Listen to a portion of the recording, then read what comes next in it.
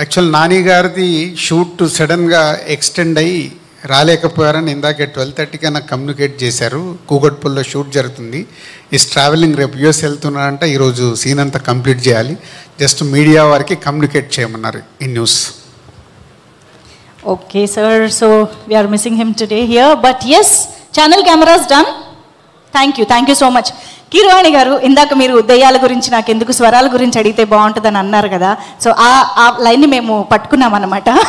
ఇప్పుడు దిల్రాజు గారు, ఆశీష్ గారు, వైష్ణవి ఉన్నారు కాబట్టి ఒక స్వరం, ఒక రాగం, ఒక పాట ఏదైనా వాళ్ళకి డెడికేట్ చేయాలంటే ఏది చేస్తారు?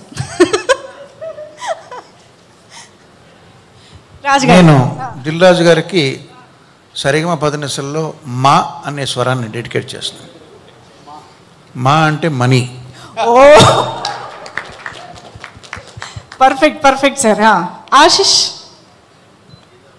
ఆశిష్కి స్వరం డెడికేట్ చేయను కానీ సాహిత్యాన్ని డెడికేట్ చేస్తాను. ఓకే.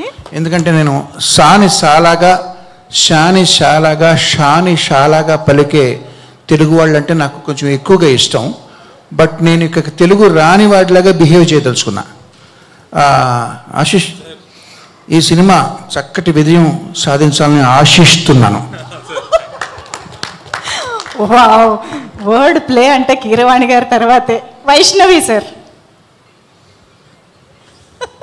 వైష్ణవి నాగదేవత.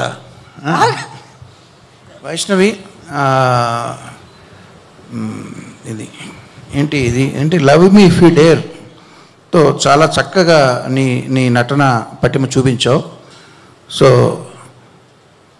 కిల్ మీ ఇఫ్ యూ లవ్లో ఇంకా నీ విశ్వరూపం చూపిస్తామని, దానికి నేనే మ్యూజిక్ చేయాలని నేను కోరుకుంటున్నాను. ఇదేదో కొత్త న్యూస్ లాగా ఇంట్రెస్టింగ్గా ఉంది ఇది. ఓకే, మేము వెయిట్ చేస్తూ ఉంటాం సార్ ఆ కబురు కోసం. ఎనీవే, సో సార్ ఎందుకంటే నువ్వు అందులో ఇంకొక పాట పాడుతున్నావు కాబట్టి.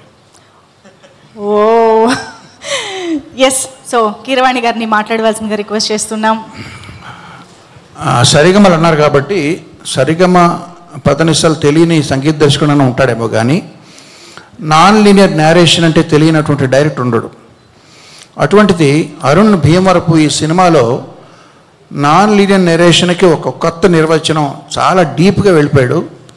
సో ఈ సినిమాని ముఖ్యంగా మా చిన్నాన్న గారు, విజేంద్ర ప్రసాద్ గారు, మా మిత్రులు డైరెక్టర్ సురేందర్ రెడ్డి గారు, వాళ్ళిద్దరూ చూసి వాళ్ళు నాకు ఫోన్ చేసి వాళ్ళ మనోభావాలు నాకు చెప్తారని నేను ఆశిస్తున్నాను.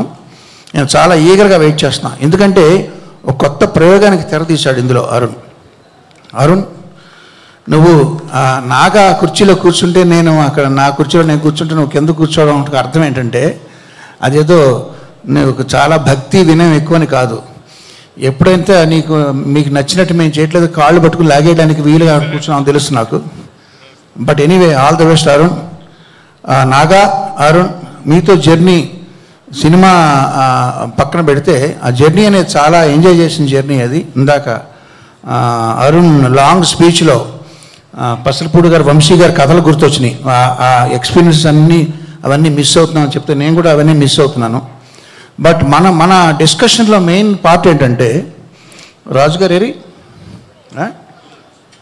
సరే రాజుగారు లేకుండా ఉంటాను బెటర్. ఇక్కడ వీళ్ళు అది బాగోలేదండి, ఇలా చేయండి, ఇది బాగోలేదు, అలా చేయండి అనే ఆ డిస్కషన్స్లో ఏమయ్యా నువ్వేమో అర్జునుడేమో బాణాలతో నన్ను కొడుతున్నాడు, నువ్వేంటి అరుణ్ భీముడేమో గదతో బాధేస్తున్నాడు, ఎవరి డెసిషన్ ఇక్కడ ఫైనల్ అంటే వీళ్ళు అన్నారు మేమిద్దరం కాదండి, అదిగో వచ్చారు డి రాజు గారు, అంటే ధర్మరాజు గారు ఉన్నారండి. సో అర్జునుడు, భీముడు, ధర్మరాజు గారు వీళ్ళందరూ మధ్య నేను ప్రయాణం చేసి, రాజుగారు ఆయన ఎన్నో సూపర్ హిట్ సినిమాలు తీశారు, వాటి ఎక్స్పీరియన్స్ మాకు ఇందులో బాగా ఉపయోగపడింది.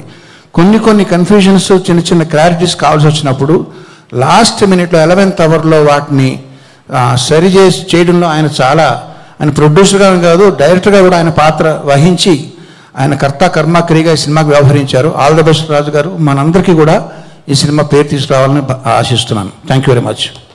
Thank you sir, thank you so much. Blessed to have you here and blessed to have you in this film as well. Thank you so much.